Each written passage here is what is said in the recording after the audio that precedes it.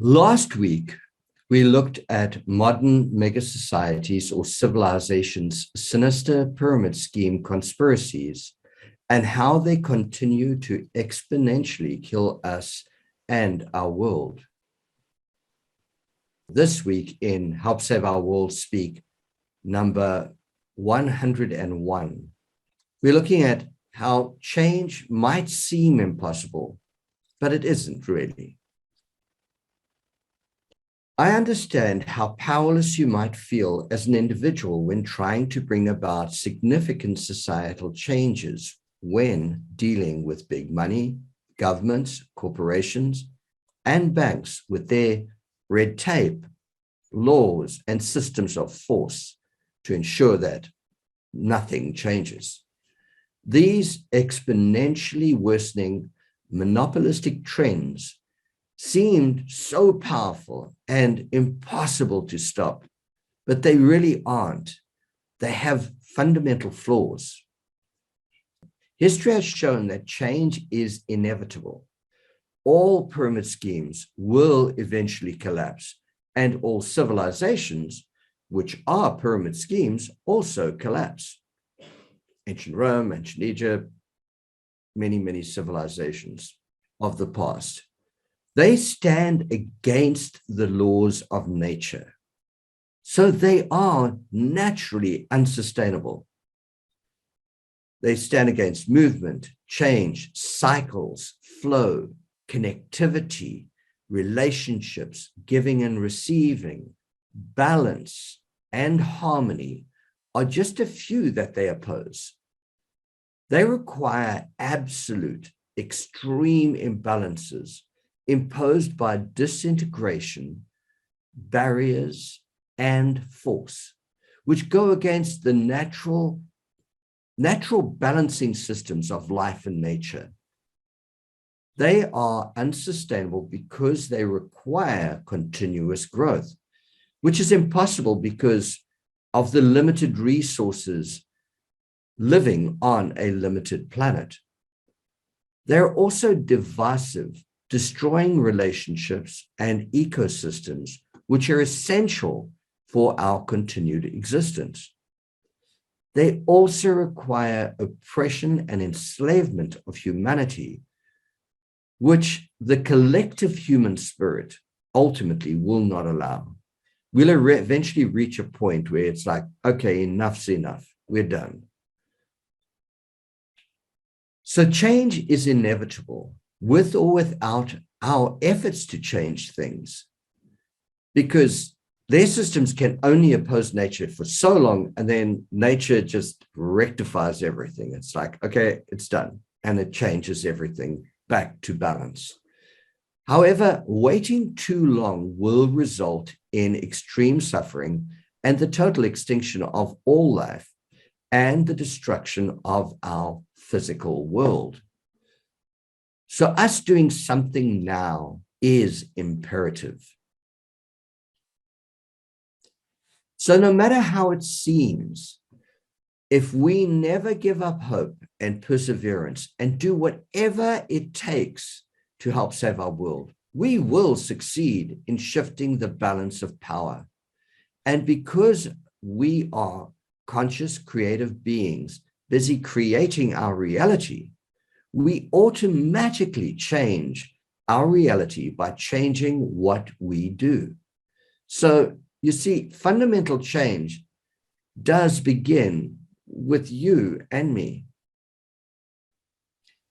By awakening, we realize that this world's survival rests in your and humanity's hands, hearts, and minds. We must recognize that the current existential crises are of our creation, humanity's creation, from the past up until now. These problems can also be our primary motivation or the reasons we use to drive us to do whatever is necessary to heal ourselves, our world, and our reasons never to make the same mistakes again.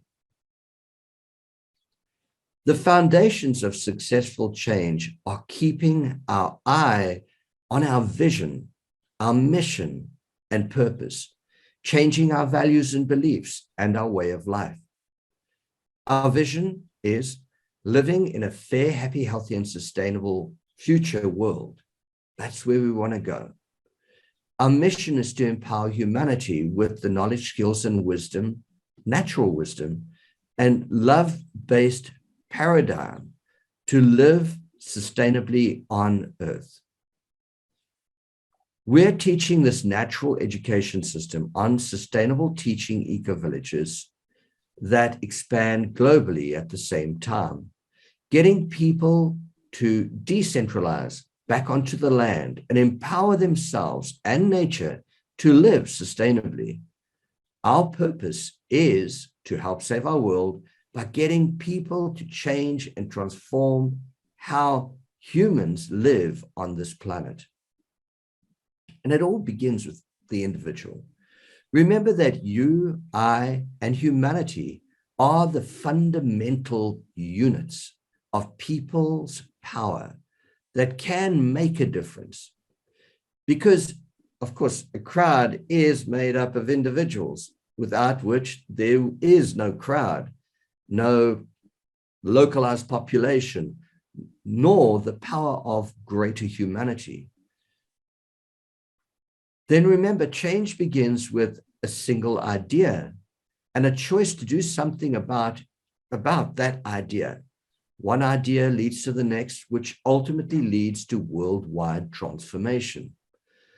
The more supporters you have, the greater your power. So by talking to others, you gather a small group of people with a similar intent to increase your influence and bring about change. Also, funding and supporting the people you want to succeed makes a huge difference.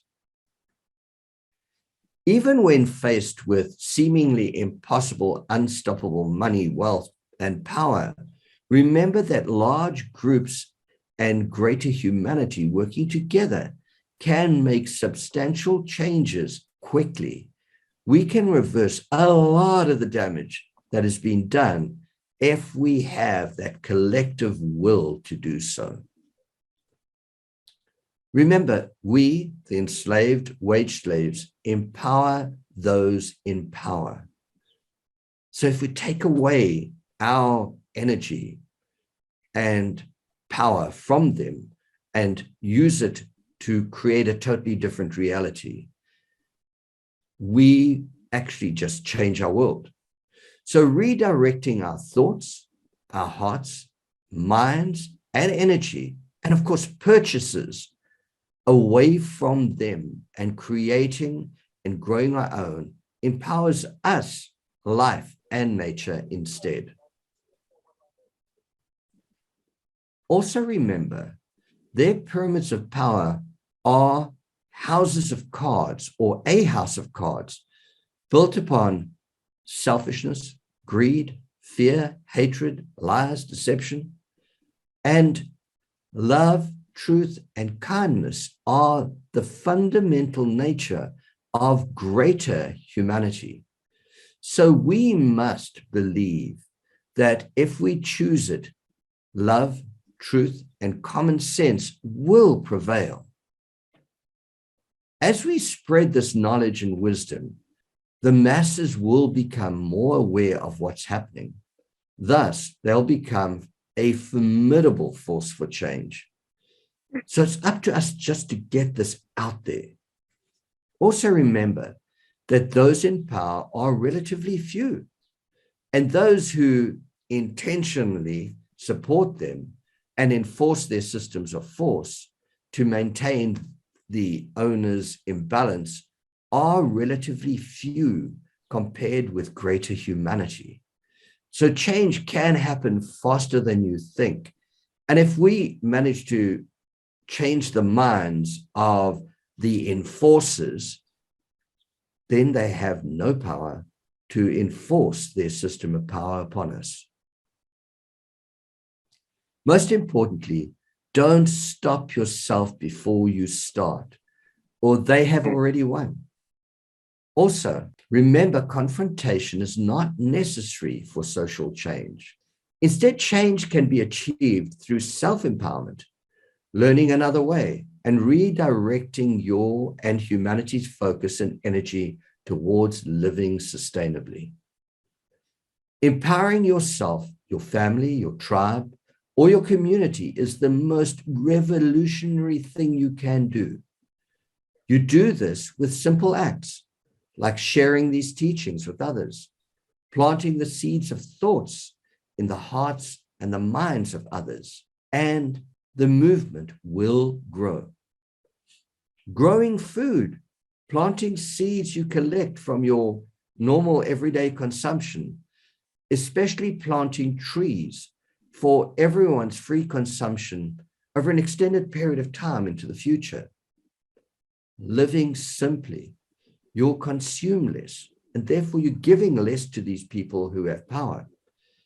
If you are making your own of anything, instead of buying from their brands, institutionalized corporate systems, consuming less, being selective with your purchases, living simply, and living sustainably without money, these are all extremely revolutionary acts. I have a long list that I will make available at the end of this sustainability section to sort of give you some guidance on how to get going. So that's it for that section. Good. Floor's open to you. Well, you got to give me something to talk into. I mean, come on, give me. Wow. So a couple of things popped up for me. One was the great line, "Don't stop before you start." And I think that weaves through a couple of the things that were brought up. Along with that is things will change eventually. I think those two thoughts combine with me to say, yeah, we have to keep our vision and our momentum there, create momentum, obviously, before we get anywhere. But the other thing was to have that long range vision. And I know I'm guilty of it, but I'm sure the masses are as well, that we're often so busy in the process of living and survival that to see a long range plan becomes very hard, because we may not have the resource to get us through the day, never mind the next couple of days, never mind giving me half an hour to think about what can I do to make this change happen. And I'm speaking for the millions and masses, even though I don't have permission from them. But I think that's a large part of it. Part of it might be in that they're not aware that that's what their problem is. They have no free time in order to look at and plan their future. And the other thing I think is, and we've been seeing this happening, is that the mega powers have been slowly and surely turning up the gas by turning down the gas. And that's obviously a creative little twist in words, but just yesterday I read Putin's not going to deliver gas to Europe, right? So that they won't be able to heat in the winter, because they rely a lot on natural gas. But we've also seen the extraction of wealth over the past number of years, so that people, whether it be COVID, whether it be the economy, whether it now be inflation, which is rapidly taking any kind of money that would be able to be savings, and just draining it right out of them immediately. So it's and probably putting people in debt in the process if they have any kind of credit. So there's that kind of system. Look, we've lost a lot of freedoms. Look at the U.S. just in what the Supreme Court has taken away in the past couple of weeks, for that matter. We've lost our food supply, basically. We've lost the means of production in this country. We gave it away decades ago to China and Japan for whatever reasons. Probably it was just more profits for the company that can extract lots of labor out of low paid jobs somewhere else in the world. So all of these things have come to give us less and less means, not only of survival, but certainly of thrival. We're nowhere close to thrival, regardless of what it says about how many people are working and how the economy is. When you get down to the ground level, I think the billions of people are not at that level. And so that's what came up a lot in what you were speaking about, was just without our attitude, right? Without our commitment and our vision, we're not going to go anywhere anyway. And if we have that, then it's really a tough struggle to maintain that vision, given the pressures and in many cases the suffering of day-to-day living. Certainly the COVID didn't help at all, and it showed how healthcare can impact and start to take away from the lives of millions and millions of people globally. And that was just one example of what's possible. And whether we consider it a man-made or a natural virus, there are more to come. And we know that. And whether it's not that, there's threat of nuclear war. Just a week ago, New York City put out a public service announcement, a short video, saying how to prepare for a nuclear holocaust, and specifically about New York and New Jersey. Like, what are they thinking? What are they planning on? Why now? So even if it's not the food or the energy or the housing, then it's pounding on our awareness and our emotional states and our ability to think clearly. Just one thing after another to keep us barefoot and pregnant. And actually, pregnant is not even what they want anymore. Keep us barefoot and then barely functional so that we can, again, provide their labor at a cheap cost. So long rant, but I think that ties in a lot to how and why this movement needs to take foot. Now, you and I both know from the circles that we work in that there are a lot of people that agree with us. What those numbers are, I don't know. And I'm certainly not going to ask Google to find that out for me. I don't know that I would get the honest answer. I'd get some answer. So there's so many things that impact us on how do we get through our day, never mind our lifetime, and certainly never mind generations, if it takes that long for this to flip. And if the data we've had over the many, well, at least 50, 60 years that I can think of, about global warming and the various other things, that if we don't change our ways, man is going to mess up the environment that we live in. If that is true, then we don't have the time to wait for generations to turn this around. And you and I also know that unless it's a major catastrophic event, humanity doesn't usually turn on a dime. We just had recently the July 14th, which is known as Bastille Day in France, and we just had July 4th, which was remembrance of the revolution that the U.S. had.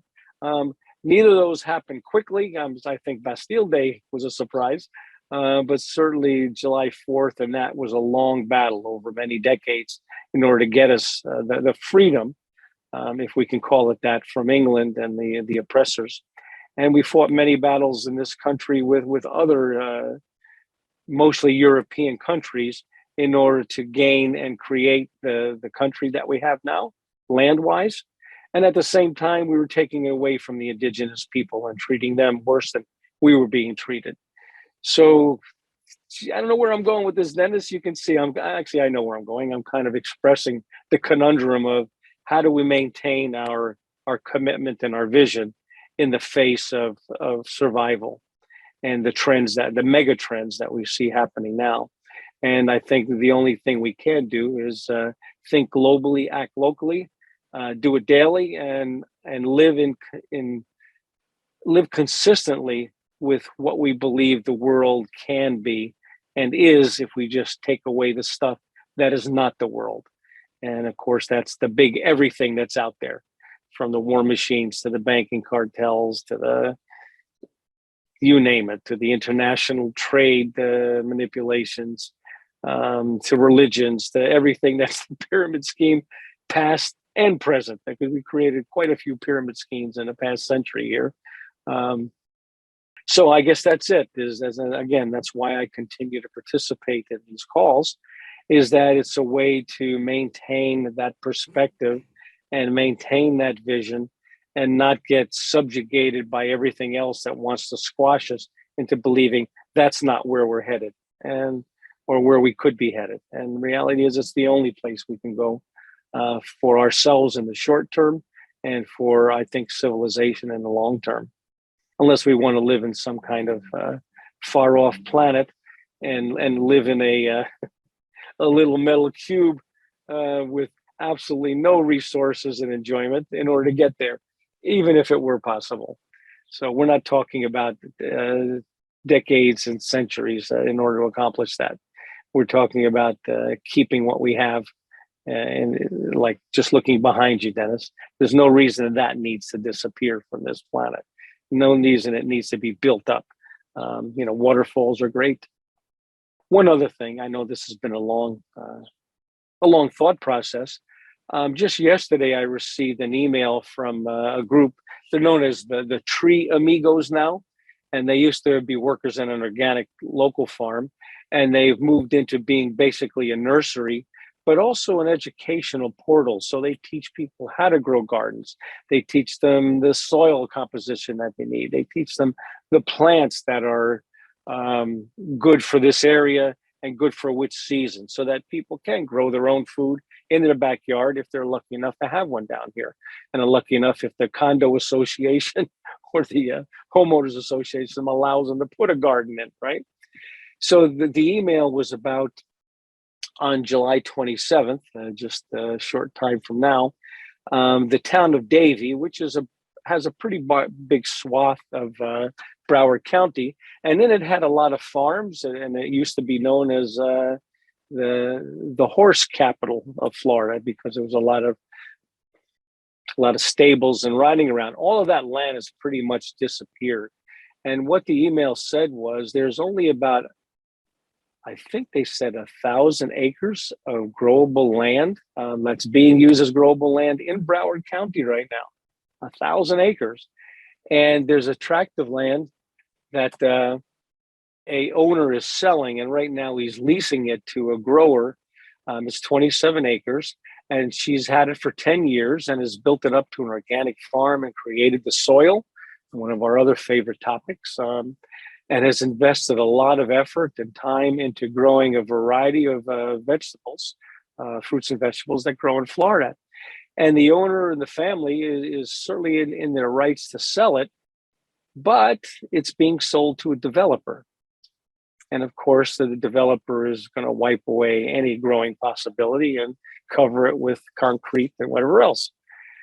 It's interesting that the group's purpose to go to this town meeting is not to stop the land from being sold, but is to petition Broward County to stop letting this happen moving forward. The land has already been sold. I guess there already is a new person, so that process probably won't get stopped. But how do we get Broward County and the city or the town of Davie in particular, in this instance, to pay attention to what we have and to not let it become a place that's been totally paved over and that has no local food grown in it? Now, granted, we have Homestead in Miami-Dade County to the south, which in some cases is 30, 40, 50 miles away from Broward County where the food would be delivered to. But still, it's this mass building, the belief that we just need to build in order to keep this charade going. So there are people doing good things. There are people holding on to as we say, keeping the faith and keeping the vision, and actually putting their feet where their mouths and their thinking is. And we all need to do that as committed citizens on whatever small level we can. Because if we give up, if we don't start, we'll never get anywhere. And we're just allowing things to destruct by non-action. So this is if anything, this is an important part of our life, is to take action, to be involved, however small and menial it is. Change your mind so that you're not contributing to a a global disconsciousness by buying into the negative thinking, and spend some time, because as you and I know, effort put into the good of the community feels good to us, and it returns good to us or to others at some point. So it doesn't take much from us, but our thinking, our commitment, and some small actions here and there. So my thought on many other topics that came up. That's awesome. Love that. I like the fact that you bring it home to like life is really difficult as it is, and to take on a huge project is really asking a lot. But I was walking down the road today, and there was this guy with a plastic bag, and he's walking around his property and like the properties next door and whatever, just on the road, and he's picking up garbage. He's doing something, you know, and as he's doing so, it's on like a pretty busy road. People are going past and they're seeing him, and then they're like, I'm telling his story, you know, and now other people will hear the story of the man with the plastic bag. And Yep. he's a pretty well-off guy, you know. I mean, he's got a house and everything that he would require, you know, and it's a pretty wealthy neighborhood. And yeah, he is, pride's in his pocket, and he's picking up stumpies off the, you know, cigarette butts and picking up, you know, bottle caps and whatever, all of the garbage that gets thrown on the road. And he's making a statement. One, he's increasing his consciousness, his awareness of the magnitude of the problem, and he's showing others that we can do something.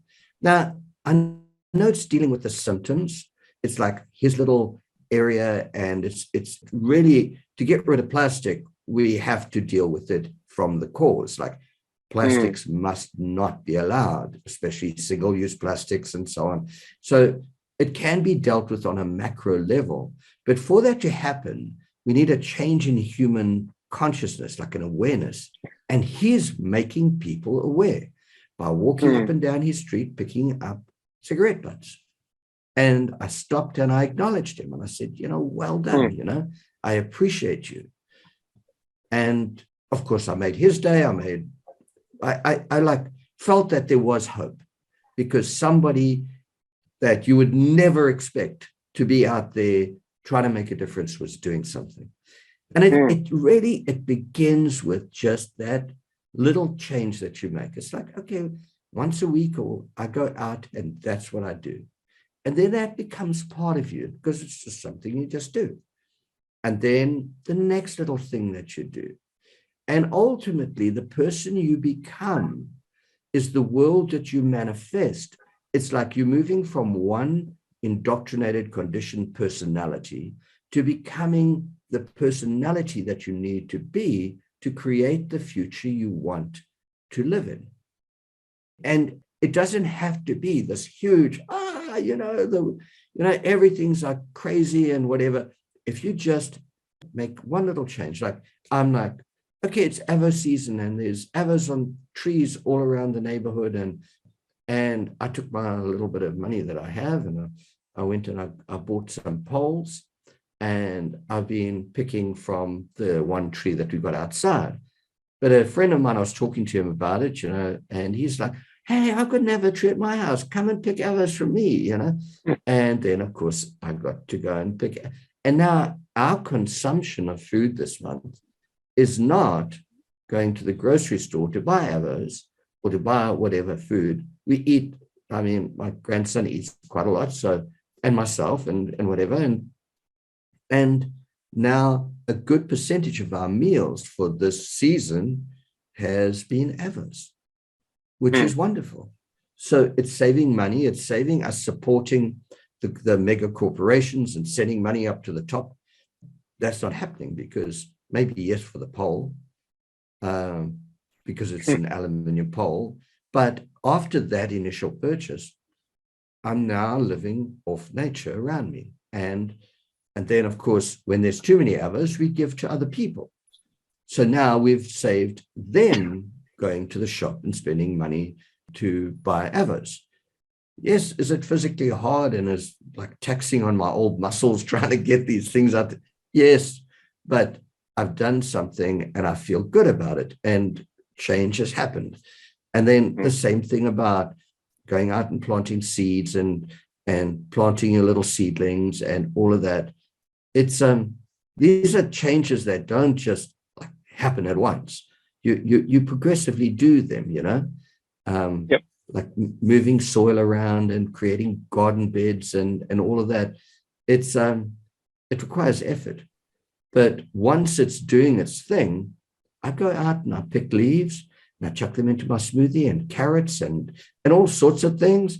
And now I'm creating a healthy biome within me. I'm feeling more healthy and I'm doing better. And why? Just because I took the time to extend myself just that little bit, with that little bit of money that I have, just push it a little bit, a little bit, and a little bit. And before you know it, that little bit is compounded and it becomes something much bigger. It's like, don't think that anything you do is insignificant, because each thing adds on and adds on and adds on and multiplies and multiplies. And of course, nature multiplies what you do. Put in a seedling and you water it a bit and whatever, and before you know it, it's got leaves. And then you pick those leaves and you put them in your smoothie, and then a week or two later, there's another set of leaves that are ready for that smoothie, and so on. And like for months, you've got food coming in, you know, like you just pick and these collard greens. Yeah. They're like really, really, really tall now. And so I'm picking leaves up here instead of picking leaves from down there. They're like, I've been picking leaves for a long time from these plants, and I've now put new ones in. And so now for the next season, I'm going to have a whole lot of these plants. So, you know, it's it really takes those small little steps, you know, those small little changes. That's all that counts. All that's really important. And it compounds and becomes something. And I, you know, I mean, I've done it, and a guy came through to measure up our fences for security and whatever. He says, I love your garden beds, you know. It's like, that's so cool, you know. And maybe he's thinking about doing it, you know. It's like, yeah, it really, yeah, I mean, like we like monkey see, monkey do. If that guy didn't go out on the road, nobody would have seen him, and nobody would be like really focusing on the issue, or deciding to do the same. Before you know it, becomes a community effort. It becomes a political movement. It becomes something where we're like, oh, more plastics, you know? Yeah. And countries are doing that, you know? It's like, I don't know, is it Kenya or one of these countries? It's like, no plastic, not allowed. Yeah. There are a few mega corporations that have, you know, forced their way through that.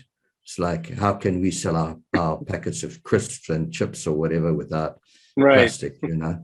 So they are still the irresponsible element. You know, that's the thing about all these corporations and whatever, and all of these pyramid schemes. There is like an irresponsibility as a fundamental flaw or design element within their system. We don't care if we have everything and everyone else has nothing. There's like this irresponsibility, and it's like, we don't care if we poison the planet and we kill everything, and as long as we get what we want, the maximum yields, profits, maximum money. And it's like, it becomes this thing that individual humans call them on that irresponsibility and say, okay, enough. Yeah. Okay. It has to be that. Yeah. Yeah. So anything you would like to say? And then we're done. You know, that I do a lot of the things that you spoke about. I go to the beach 4 or 5 times a week for sunrise. I often bring a plastic bag, sorry to say, but at least I'm repurposing it. And I reuse it. There are garbage cans every 50 yards along the beach. Very pretty garbage cans. There are garbage cans as you exit the beach next to the street. And I pick up, as I walk to the beach, I pick up stuff from the street, put it in a garbage can. As I'm out on the beach, after I do my meditation and photoing of the sunrise, I'll walk the beach and pick up stuff, mostly plastic. There's a lot of other stuff there. This particular city does have people that drive around in little golf carts and pick up garbage. And there are now a number of walkers similar to me who walk the beach specifically to do garbage picking up. They don't need to do it once a month or once a year for Earth Day. This is part of their habit.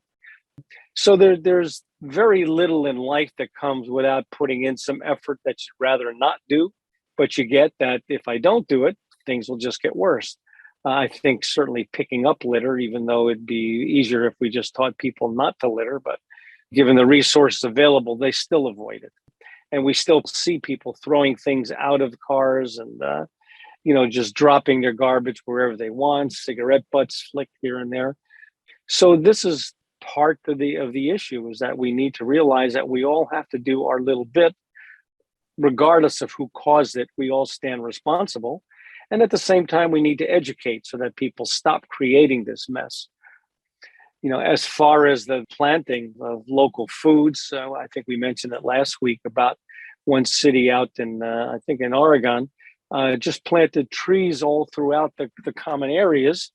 And people said, well, people are just going to steal food. And they said, yeah, that's the point. Not stealing, they're going to take food. Why not? Why should we leave it? Now, we know why, because conglomerates that package food and GMO it and all the other things don't want to cut into their profits. And that's a mentality that has to change on some level. If we can do it by everybody doing their small part and giving less and less up the pyramid, then that's the way it will happen. Maybe it will implode. We'll have to see. Maybe people will stop buying poisoned foods. They'll realize that their health and their time on the planet does not need to include junk that they put on our foods and in our foods just to make profits. So we'll see how that mentality works. But I fully agree that instead of random acts of kindness, we do random acts of sustainability. Why not? Yeah, awesome. So I think we've hit your 3:15 mark. We had time. I'm delayed a little bit, and I didn't have to look. I got a text saying that the meeting has been delayed today because of the weather.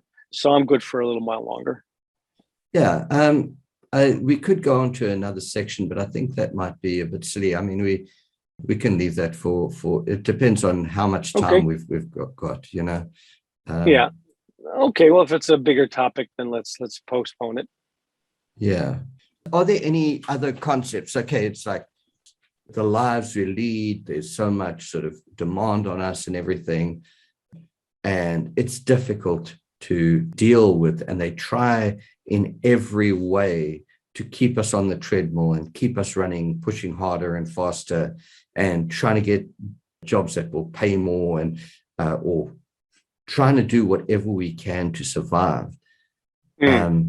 But what would be other factors which would prevent us from heading in this direction?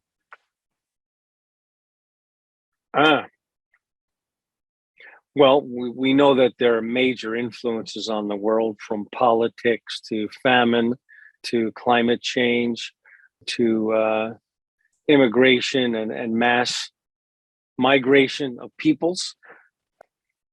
Certainly the food supply can be interrupted. The communication providers can be interrupted.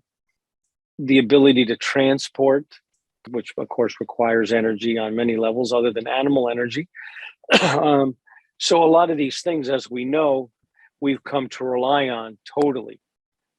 How many people we couldn't do this without our phone or without the cellular networks and the internet and all that. So, we're so reliant on it that when these things are taken away, and they are being, the inability to use certain functionality in some of the social networking, the censoring of posts, etc. Alternative methods popping up, but we're able. I'm saying, I don't know that this is the absolute truth around the world, but we're seeing a lot of the removal of those things that we thought were giving us more comfort, and realizing that we're so hooked into them, we're so addicted to them, we're so reliant on them, that at any point the screws could be turned fully. And the people, the entities, whatever they are, that have more control and influence on these things, can live without them, because they have the ability, through money and maybe other planning, to sustain way longer than we do. I don't know how many billionaires there are in the world, but certainly many of them are probably planning on being able to get whatever they want to sustain them for decades, if that's what they want. Some of these people make more money in an hour than many people make in a lifetime. I would say probably most of the world make in a lifetime, for that matter.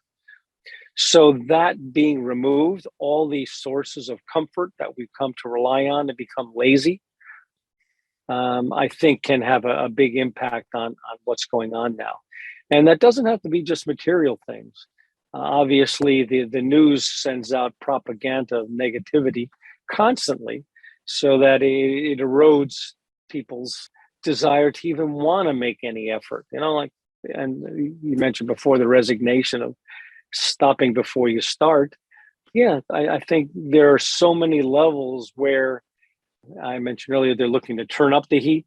And by turning up the heat, it's by attacking all the things that we might feel good and comfortable with, including our own self-worth and our, our love of fellow man, even the belief in love, Dennis. Very rarely do you see the mass media talking about love on a regular basis. And we're, and there's not a lot of articles on that. Oh, this one guy, this good Samaritan did something. Like, that's going to keep us going through all the negativity of what else they produce. So I think those are things we get to worry about. No, let me back off of that, because that's just buying into the game again. Those are the things that will impact us. And I think the best thing we can do is live the life that we choose and envision now. And what that really comes to is independence of thought and acceptance and embracing of what we have right now within ourselves. And if it's negative stuff, embrace that and say, but I want better. I want better. We need to clean up ourselves in the process. Certainly our efforts to help save our world are important. But if we don't help save ourselves, then we've lost any possibility of any kind of movement going anywhere. And we've lost the possibility of maintaining the material Eden and paradise that we lived in. And once that starts to eat at us and we become as compromised and destroyed as the external world, then civilization is not gonna go in a direction you and I envision it to be or capable of. I like that first point that you brought up about media and so on, making it easier and so on for us. So, comfort. Yeah, the idea of comfort. And media. At the moment you were in that conversation, I was thinking of Facebook, and you were talking about them taking away certain aspects of things, and it immediately occurred to me, it's like, we used to have this organic connection with everyone out there in the world, and then Facebook put in the monetization of Facebook, and all of a sudden the people that you reach became like 2% of the possibilities of even the people who are on your list. And unless you are paying into the system, you do not get access to a Yeah. broader population. And then it's a very select group that you get to present your argument or story to. So they've monopolistically made sure that you are feeding the pyramid. And if you're not feeding the pyramid, you will not be heard. Yep. So I see exactly what you were saying there. I mean, So exile on internet street. That's the best way to put it. Yeah. We're all being slowly exiled from whatever it is that we might want to have and what we choose, right? Unless you pay. Yeah. Yeah. Yeah. Well, look, I don't have very many expenses other than some fuel to get around, and food. I don't buy a lot of products. I don't have need for a lot of products. But just in my small little world and my small little budget, I've seen a huge impact in costs, right? Like many other people. It's not hurting me like I can't get anything. It's taking more for what I'm getting. And it's probably taking out some way of living years down the road for me. But it's not impacting me today. I just have to choose to pay a little more. And, we'll see what happens in 15 years or 20 years when my savings might run out, or, whenever the social, like Social Security, shifts and changes and that gets removed, or who knows. I had a longer thought on that as well. Sorry. Whatever I started with, just use the first 30 seconds. That's where I went. I mean, your second thought also, I had something to say about that, but I've now my memory. I used to take notes, but some mornings I'm just not awake enough to. Yeah. No, I mean, it's some great ideas, but well, I think it started off with, what do we see that can impact our movement, let's say, if that's what it is. How can And I think we're going to get it from all sides, Dennis. And not we will get it, we are getting it from all sides. Oh, absolutely. And it's just one, like, you don't need to wake up, you just need to take the blinders off your eyes, because as we said a week or two ago, it's all right in front of us anyway. It's not hard to see. I mean, come on. It's all in our face, it's like that. Yeah. They've reached the point where they're not hiding anymore. It's like, no reason to hide. We've got the power. We can do as we please, Yeah. And I mean, that thing with Facebook, it's like, really, Facebook is about connecting people and friends and relationships, and they cut that off unless you pay. Right. I mean, really? Well, I mean, aren't we paying? how did that happen? Aren't we paying? Go ahead. Well, because they're monopolistic, and they got a huge amount of subscribers who are addicted to it. I mean, we pay Facebook every day with condoning them to sell our data wantonly to whoever wants it, and then those people then advertise to us and create dossiers on us or whatever else they do behind the scenes that we don't know. Certainly the manipulation of friends in our feed and who we get to see and what their algorithms are, and how they manipulate the algorithms. We're paying them deeply for that, and deeply for our peace of mind through that. But it's their platform, so okay, if that's it, keep it. I'll find a way to connect to the people I care about in a different way, until that gets limited. I'm sure you've seen or heard about, what's going on in China with social networks and the internet and all of that. And is it the social rating? I forget what they call it, but they profile everybody with all of the data they collect from them and say, you're a worthy citizen, you're not a worthy citizen. If you're not, like, your FICO score, this is your social score according to the Chinese government. If it's not up to this level, then you can't take a train, or you can't fly out of the country, or you can't buy food at this market, or you can't watch a movie this week. And it's total control. Now, is it to be nice citizens? Yeah, on the surface, it looks like that. Well, good. If everybody does their part and walks the walk, we'll be okay. And the reality is they've taken away the most valuable part of human beings, which is freedom, and freedom even to think.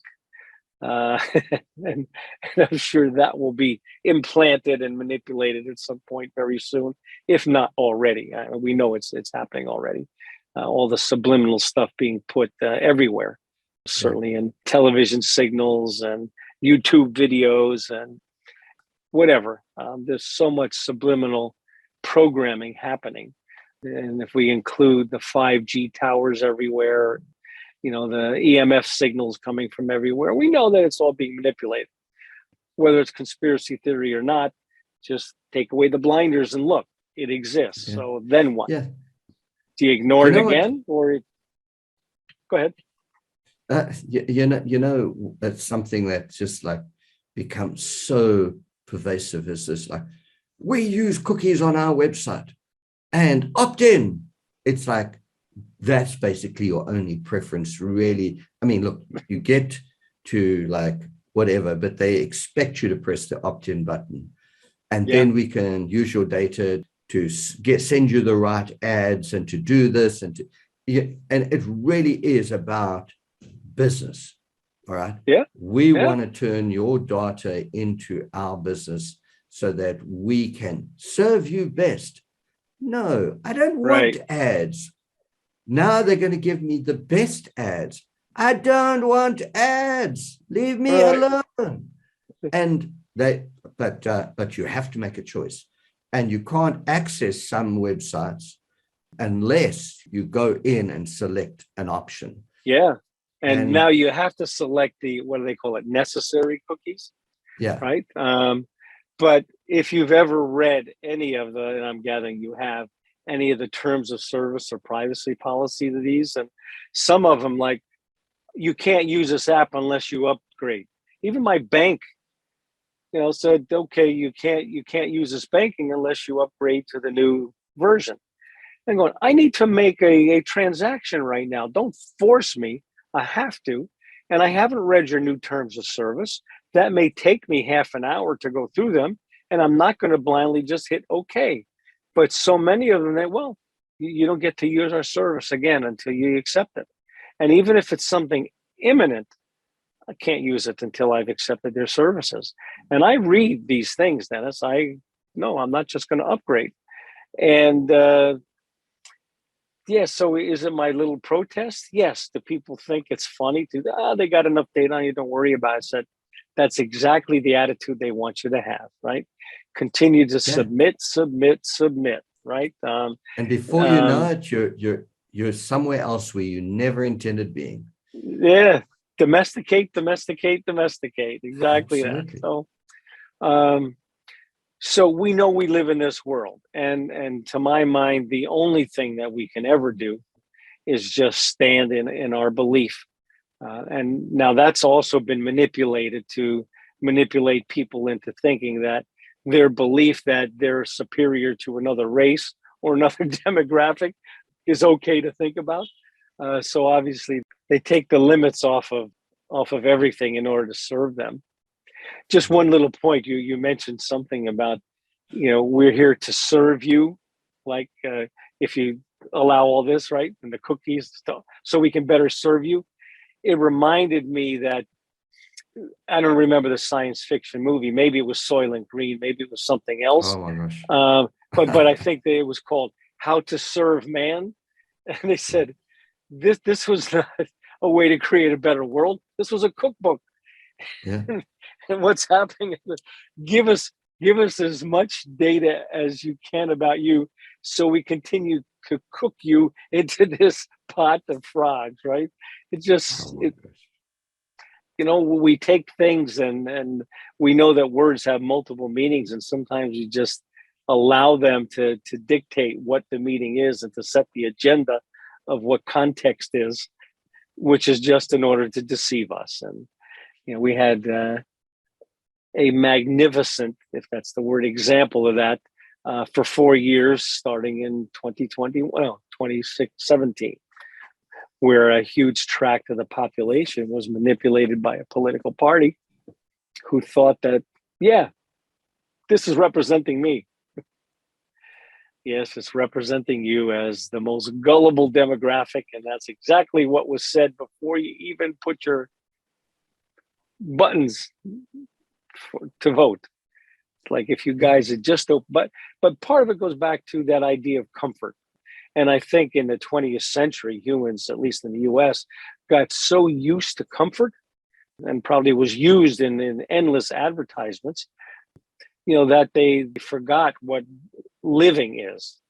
They forgot what being a human being in nature is. And nature, I'm referring to being in the world, not just out with trees and plants and other good things. It's like we are nature, but we've Yeah. been totally removed from that as a thought. So that we've Yeah. been domesticated. I think vigilance is like what you're talking about, is like just read through those policies before you accept anything. So vigilance, it is like, it's crucial. But the other premise is that people believe that governments are there to serve the people. That's the biggest cock and bull story you've ever come across in your life. Governments aren't there to serve the people. They are there to enforce the systems of power and wealth of the rich and control the people. Government means to govern. It means to control. It means to dictate, to say, this is the way it is. All right. And the people who are driving the governments are the pyramid schemes of power, the money. Right. And the government is using a government education system to school the people into thinking a certain way so they can govern, control the people for the rich and powerful. That's the system. They are not there to be kind and nice to you. If they were, they would make, I don't know, they would allow us independent thought, independent creativity. They would allow us to go and live on the land and live sustainably and literally cultivate a better future. But they're not there to do that. And that belief that government is good is the ultimate lie. It's like, oh, we have a democratic society where people have freedom of speech. There's nothing democratic about the system. It can never be. It was never designed to be. You might believe it, all right, but it's not true. The democratic lie is like this symbol of democracy. We have freedom of choice. We all have a right to a vote to ensure that we have a better future. And it's all magnificent and like, oh, yes, we live in a democracy. No, you don't. It's like the biggest dictatorship in the world. It's dictating to the world what will happen. And you think we live in a democracy? Come on, dude. Really? And it's like when you start to like see these things and you like wake up and you wake up and you wake up and it's like, oh my gosh, we've been screwed and we are being screwed. And what are we going to do about it? Well, I mean, within the political system, it's just an interbred game, right? So regardless, certainly many of us think, and I think in many ways, the governmental system of laws has created some workable things, but there's so many caveats in each law and so many exclusions of the powers that be. Come on, really? Yeah. You mentioned something I just wanted to throw in. The government's line is, "We're here to serve you."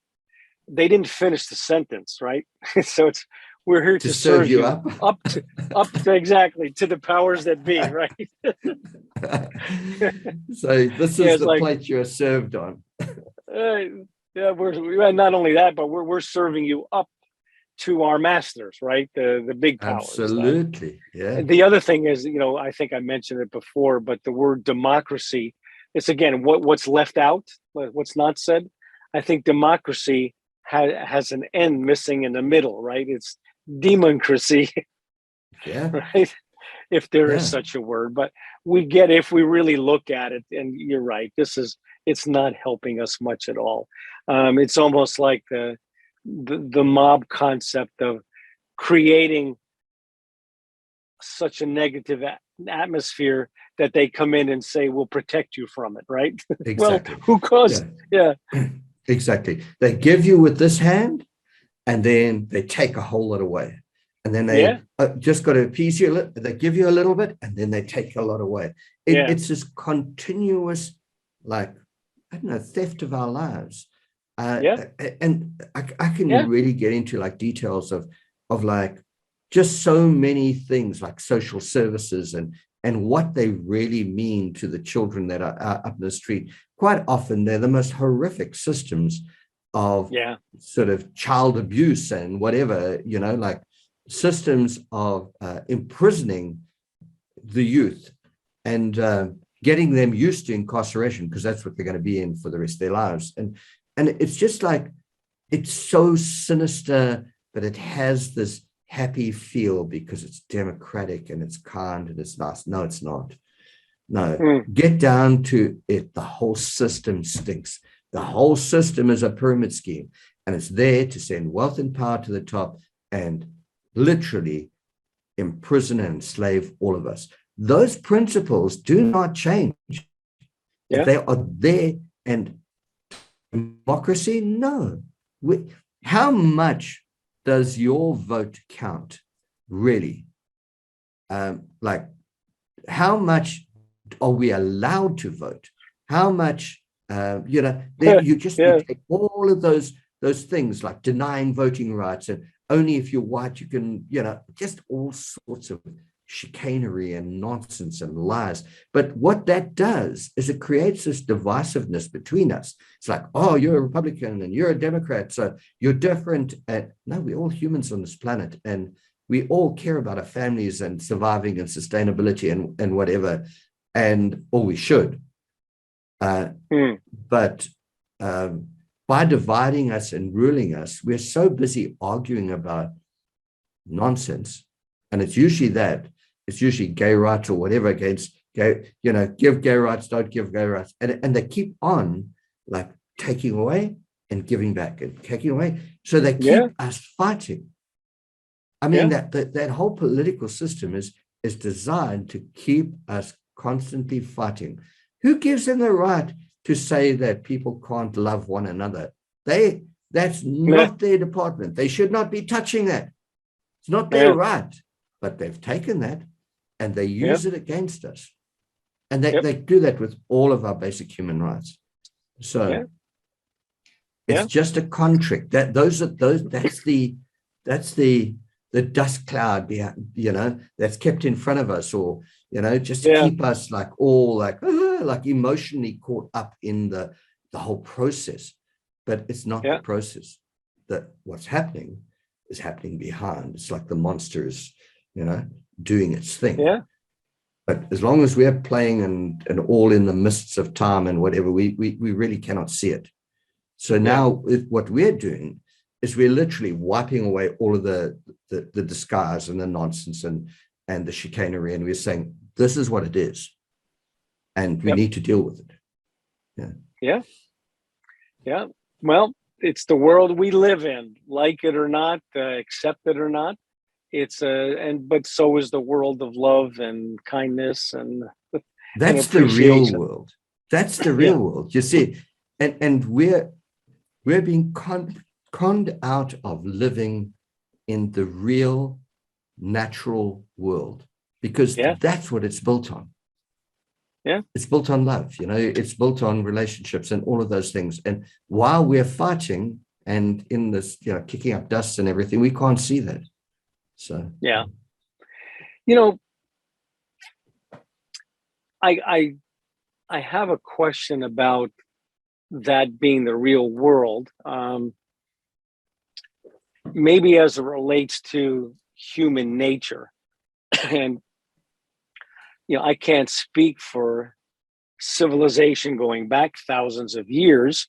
Um, Information I have is that it was often warring and often pillaging and often, you know, dominating one tribe over another. And we know from our history books, certainly, that's been a huge case, right? Matter of fact, a lot of history is that.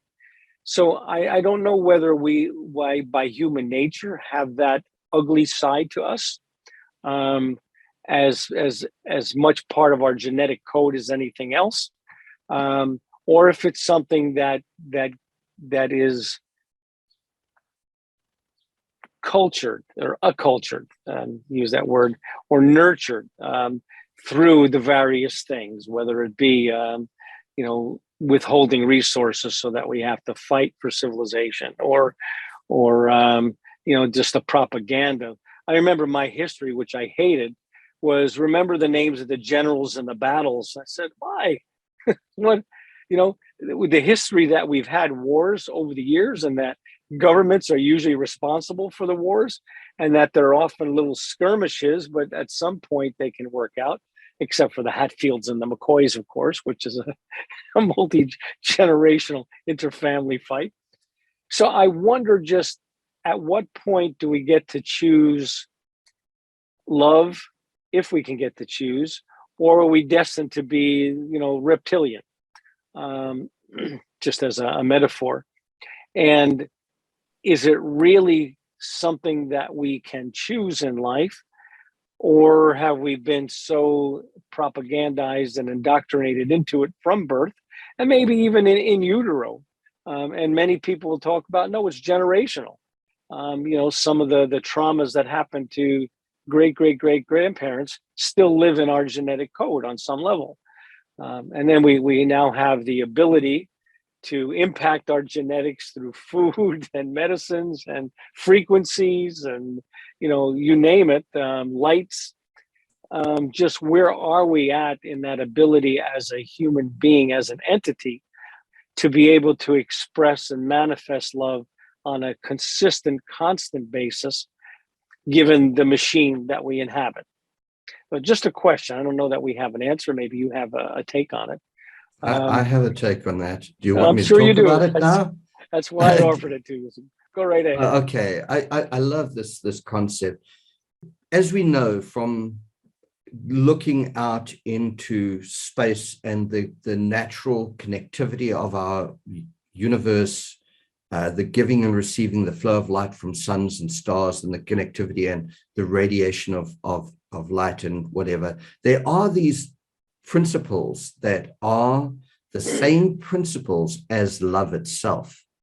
So is our human nature the nature of the universe and who and what we fundamentally are? Because those principles happen in nature all around us.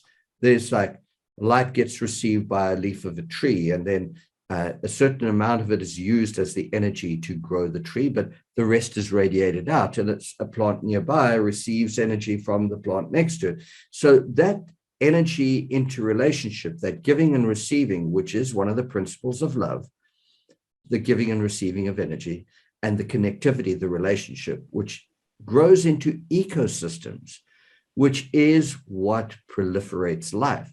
Without those relationships, that connectivity, that giving and receiving, and proximity, which are all aspects of the principle of love, we would not exist on this planet.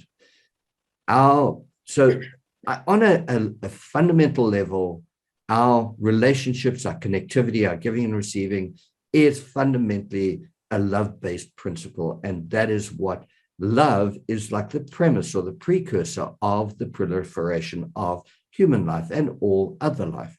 So is it human nature for us to be like this extremely destructive or whatever? And if you looked at a continuum, like this long continuum, like this is the worst we could possibly be, and this is the most loving and kind we could possibly be. Now, we as humans, independent humans, have the ability to choose anything along that whole continuum. Now, would it be our in our best interest to choose the worst and destroy everything and kill our world? Or would it be in our best interest to be loving and kind and grow and develop the world that we want to live in? And I think any sane person would choose to grow a better future. And we are always somewhere in between, like making mistakes and doing things like whatever. But if we tend more towards the love-based continuum, we have a future. But if we tend towards the destructive end of the continuum, we have no future. This is corporations and their behavior right now, male-dominated, destructive worldview. Kill everything, take everything, turn it into money, and now we're going to be rich and own everything, but everything's dead.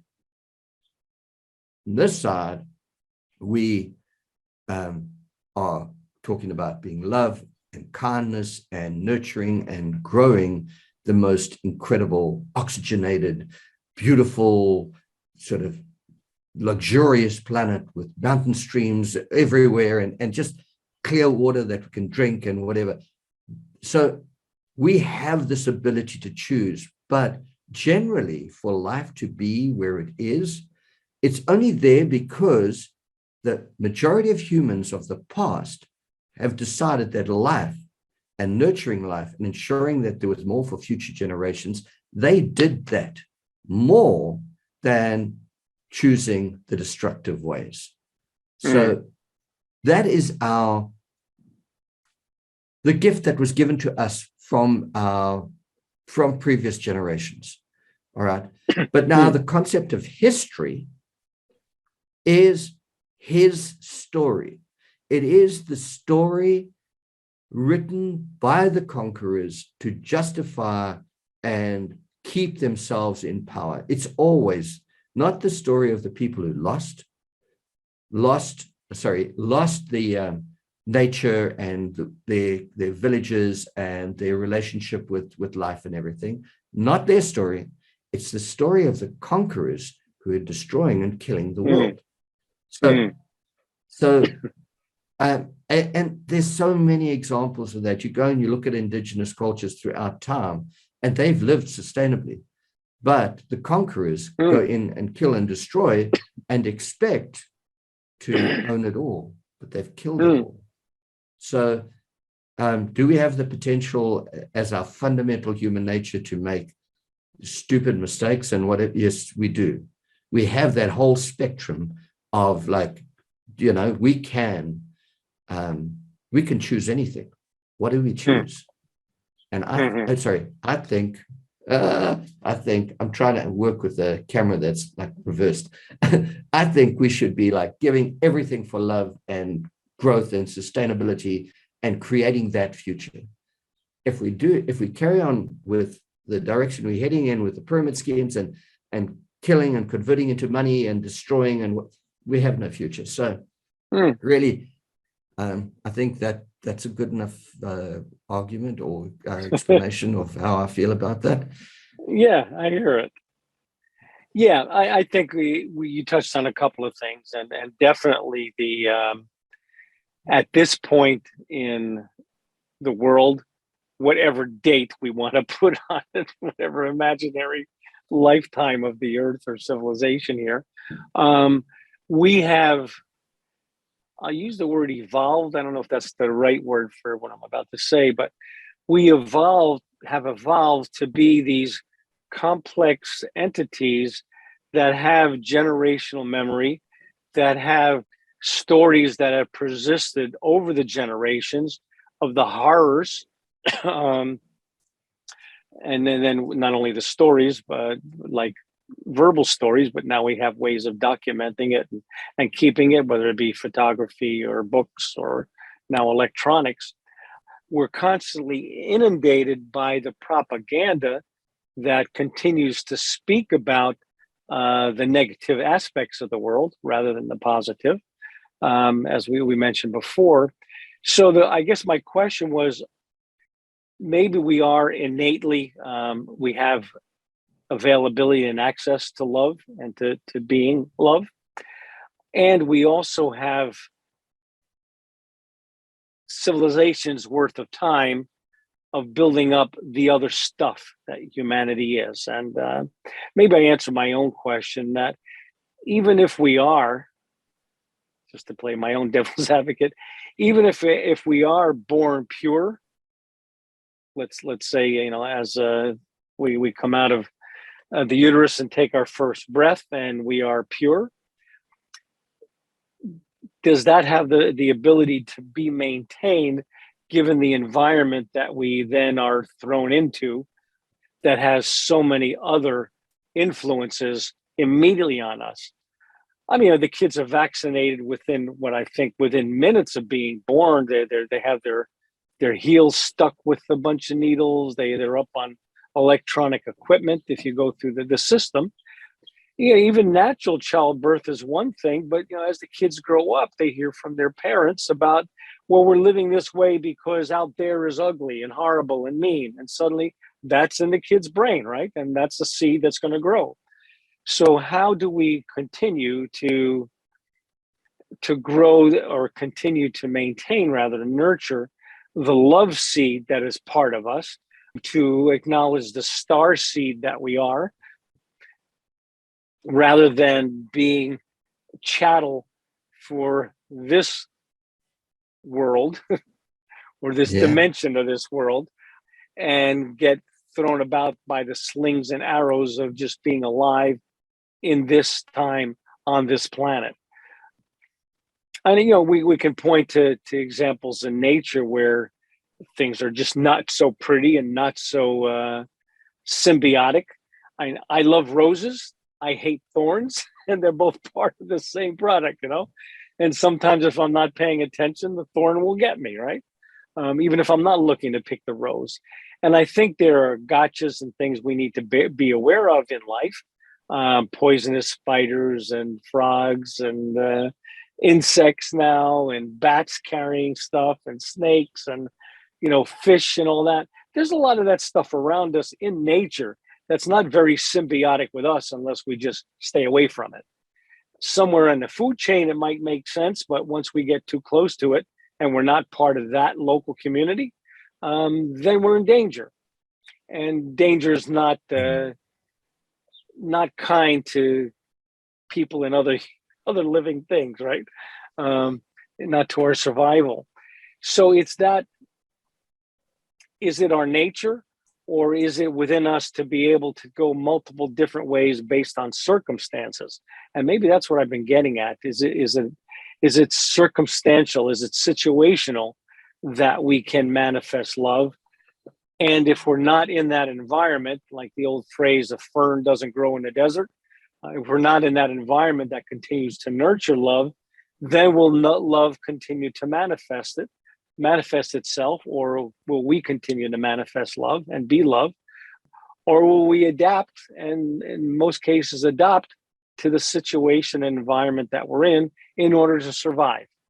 And then that becomes does survival trump love as a force within us? Well, I think the first thing you touched on was the formative years. It's like, if your mother lived in a loving environment and she, you know, even before birth, in utero, as you said, if she had a loving demeanor and lived in an incredible loving community, the very good possibility you're born into this world with that energy, right? Then the first 5 years of your life, you know, I studied child psychology, and I think it was Dennis Child who said, give me a child between 1 and 5, and I will condition it to be doctor, lawyer, or thief, you know? So that's really how critically important those formative years are. And then, of course, every year thereafter, and all of the influences and all of the relationships or lack of relationships actually has a great impact on the formation of the person's personality and behavior into the future. So yes, critically important. And that's why sustainable teaching eco-villages, for me, is such a critically important thing. If you're born in nature, like running around barefoot in the mud and playing and you know, picking fruits and just living in a love-based community that's abundant and prolific, and everything is about helping one another, and it's all about the relationships of the community, then the likelihood that that child turns out to be this evil, demonic, extreme person is most unlikely. All right. And the odds are that child will turn out into being the most loving, nurturing, caring for animals, because it'll be socialized into, don't hit that tree, don't break the branches. Right. What are you doing?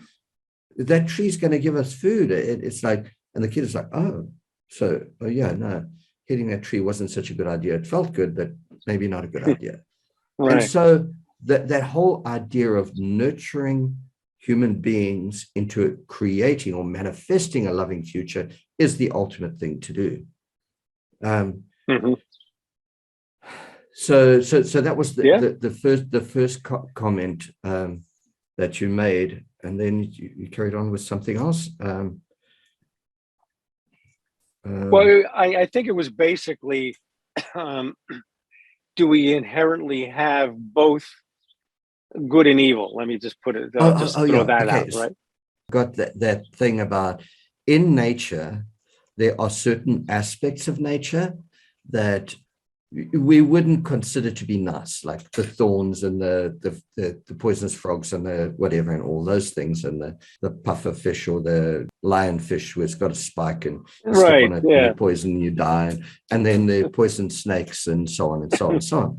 Now, there is a lot of, like, the biggest component of nature and life is that connectivity and the giving and receiving of energy or whatever, which is that relationship building function that made it possible for life to proliferate around the world.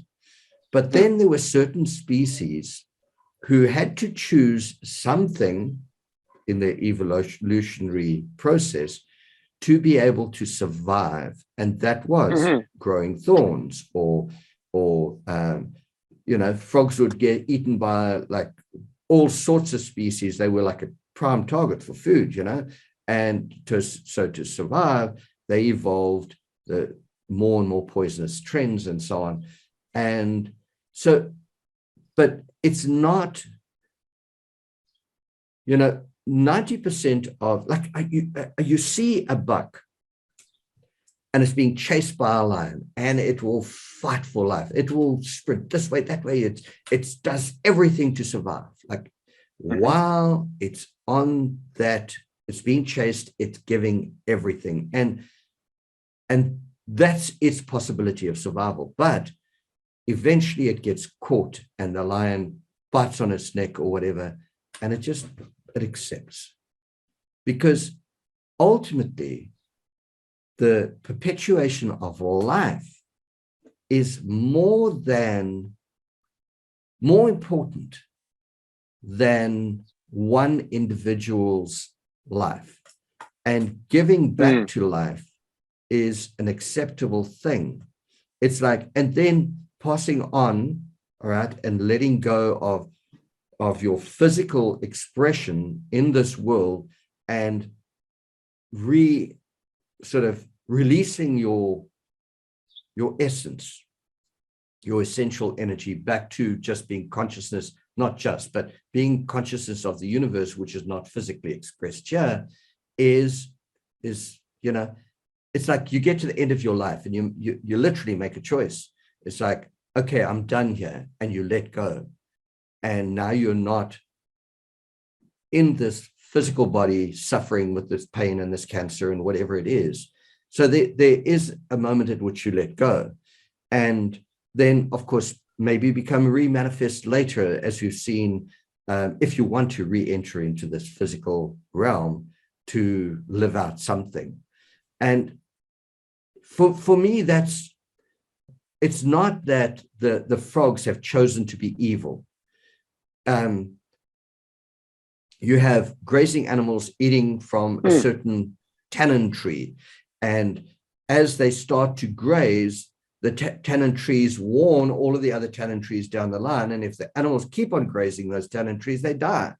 So it's like it's a way of protecting themselves. So it's like, it's not as if like the first tenantry jumps out with a knife and, you know, kills the buck, the grazer for eating. It's like, you've been warned, you're getting sicker, and like, don't do it anymore. So there are all of these mechanisms that exist in nature and necessary for survival, but each individual frog is contributing in some way. They're all out there, they're eating the mosquito larvae and controlling that population. So in an ecosystem, they are contributing as well as protecting themselves. So it's like, do you pick up a sword to defend yourself when people are raiding your village and setting your huts alight and everything? Do you eventually pick? Yes, you do. Or you run in return. But if you have to protect somebody who can't run, then you pick up the sword and you fight. All right. So I think there's, you know, on that continuum of choices, there's a time to literally fight. But 90% of the time, you should be in the love-based mode, and it's all about community, and it's about giving and living for the benefit of nature and the community. So yeah, that's my argument. Okay, I get a lot of that. Yep. And it's the important questions of life that we're talking about here, right? At what point do I contribute or sacrifice to the community for the greater good? Obviously, that's been manipulated by religions and warring governments to the extreme, and even more so now. I mean, I'm going to say it as a negative, though I don't. So let me use a different word then. So a lot of the groups and organizations and whatever other words offer that kind of concept, they're all looking for your participation. They're all looking to enroll you. They're all looking to have you join their cause. And you know, most social beings join causes at some point. I want to be around people that think like me, that want a world like me, that make me happy, that the thinking that I'm doing is worthwhile. So, and that can be easily manipulated, as we well know. Just look at the United States, the best country in the world. Oh, wait, the ugliest, most killingest, most, yeah. So we get to look always at the choices we make. And of course, that goes back to awareness. And I think that you started off with that, like just being aware, being educated of what we're up to at every moment, at every choice. And maybe that also flies back to me with the whole comfort thing. Well, if I could get through life without having to expend a whole lot of energy and take a bullet for somebody and or shoot a bullet for somebody, then you know, maybe I'll choose the comfort way, and you know, I'll have bone spurs and be able to spend my money and spend other people's money rather than have to go fight for the right to be able to do that. So it's still these existential questions that the whole shell game that we referred to, I at least I refer to it that way, but the manipulation of the game that we as human beings are victims of, for the most part, in whatever country we live in. You know, political expressions change, whatever the circumstances are, things don't remain the same. And because of that, there's a lot of manipulation. And well, then how do I gain the most traction and power given the new system? And that's why I referred to it as, you know, the shell game. It's like, okay, which one are you going to choose now? Never realizing that the shells or the prize has been removed from all of the shells or hidden from the shells at some point, so that you'll never know what the best choice is or where you can find the golden ring. Sorry for these bad metaphors, but Yeah, you no, know what I it's all mean. good. Where do we get the prize from? Where do we get that which we're looking for, without all the encumbrances and penalties and payments that outside influences think that they have the right to put on us in order to get? the Yeah. satisfactory life that we want. You know, the critical thing there is, I said it like last week, was like the set of rules that, you know, corporations and pyramid schemes are using war to benefit themselves at no matter what the expense to anyone else, and on a worldwide level. They don't care about anyone or anything. They're irresponsible. They're creating imbalance. They're creating hate and destruction, and, you know, just wanton destruction. They do as they please, and they have no limits to their evilness, you know. Yeah.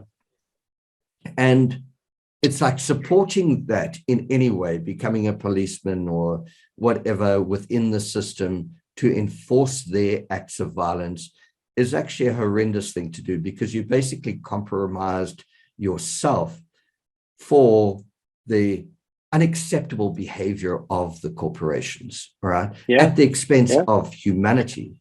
And you Yep. are now representing them as a policeman who's a good man. Nonsense, you know. It's like, if you're perpetuating crimes against life and humanity and whatever, or system that's doing that, you're not good. You're an evil person, you know. And it's like, you really have to think about that.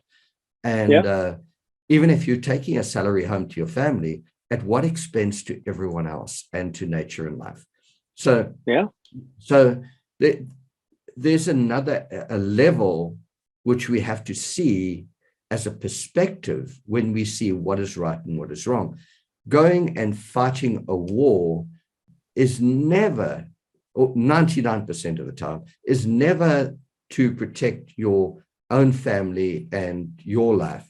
It's right out there to go and acquire wealth and power for the rich and powerful. Yeah. So are you doing a noble thing by going to war? No, you're not.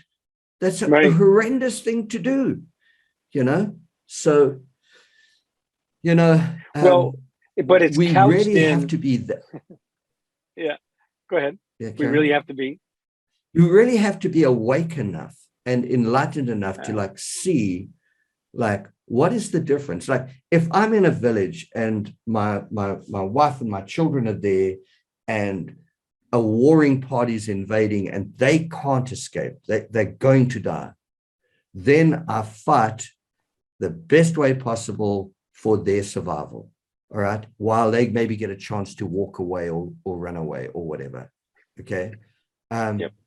So they're committing your life and wasting your not wasting, but giving your life for their defense and their protection and your family and the community that you live in. Absolutely. But to go out to war to make I don't know, the oil families that control the world richer is absolute insanity. Yeah. Yep. But that's how it's sold to us. I mean, soldiers that go off to war are the heroes, right? And it's like, so, you know, these people fought for our right for free speech. So, well, I don't want to go off on too much of a tangent, but it's sold to us as a noble thing to do, right? Honor fight your for veterans. your country. Yeah. And well, you know, I get some of them have bought the propaganda hook, line, and sinker. So on some level, they did their job well. Thank you guys, right? On the other hand, as you were saying, it's like when you do bad for good reasons, at least what you think are good reasons, it kind of negates the good reason, right? So, exactly. You know, that you go out and kill somebody for somebody else, but the reason that you bought was a good reason, but it was a lie and a manipulation, then, you know, that's what you got to live with. Why PTSD? Why are these people so psychologically traumatized? Because it's not within our human nature to go around killing one another. Humanity has this natural sort of love-based connectivity with all other humanity and all other life. So to kill somebody is psychologically traumatic to the human condition. If you want to use these like those words, I don't use them, and there's a reason why, because I don't think it's human nature, and I don't think it's the human condition that we're stuck in this thing that we don't have a choice. No, that it's not true. We have that whole continuum of choices to choose from. Yeah. Anyway. We do. Well, and so we get to make a choice, and we get to be present to everything that we possibly can when we're making that choice or before it. And that's why education is important, right?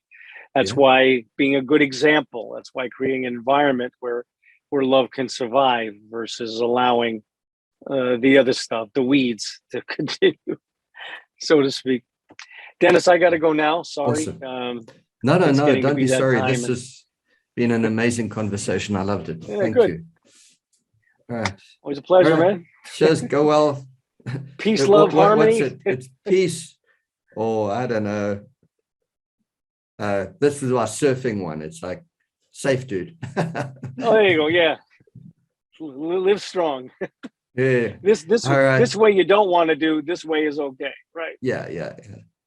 Amen. It's like reversing that hand as well. So the 2-finger hand is also not desirable. Yeah. Exactly. All right. So hi to family.